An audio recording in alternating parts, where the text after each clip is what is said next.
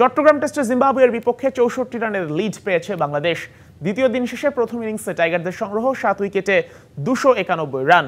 সাদমান ইসলামের সেঞ্চুরি ও এনামুল হক বিজয়ের উদ্বোধনী জুটিতে ১১৮ রান তুলেও শেষ বিকেলে মাত্র ২০ রানের ব্যবধানে ৪ উইকেট হারিয়েছে স্বাগতিকরা।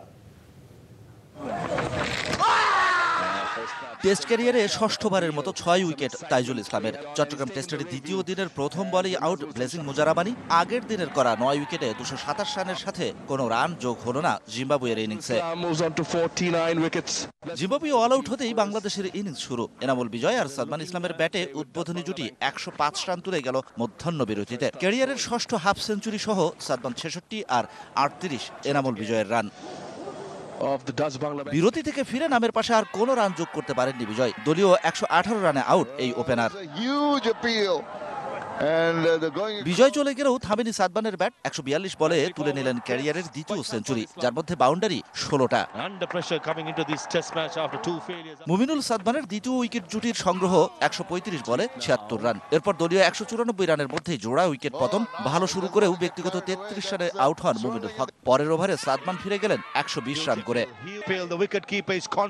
মুশফিক শান্তর চতুর্থ উইকেট জুটির সংগ্রহ ৯৯ বলে ৬৫ রান। দলীয় ২৫৯ রানে টাইগার্স ক্যাপ্টেনের কেয়ারলেস শট। ২৩ রান সঙ্গী করে প্যাভিলিয়নের পথ ধরলেন শান্ত। ক্রাইসিসম্যান জাকের আলী অনেক থিতু হতে পারলেন না উইকেটে। দলীয় ২৬৭ রানে ফিরে গেলেন মাত্র ৫ রান করে।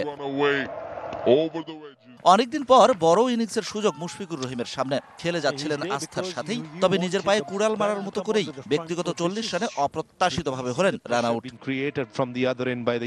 দলীয় ২৭৯ রানে নাইম হাসান আউটের পর বাকি সময় তাইজুল ইসলামকে নিয়ে দিন শেষ করেন মিরাজ। তাইজুল ৫ আর মিরাজ ১৬ রান নিয়ে শুরু করবেন তৃতীয় দিন। শেষ বিকেলে বঙ্গোপসাগরের হিমেল হাওয়ায় যেন এলোমেলো হয়ে গেল সাগরিকার উইকেট। আর মাসে কেসা নামক অচেনা এক লেগ স্পিনারের বলে রীতিমতো খাবি খেল নাজমুল হোসেন শান্তরা। ব্যতিক্রম ছিলেন কেবল সাদমান ইসলাম।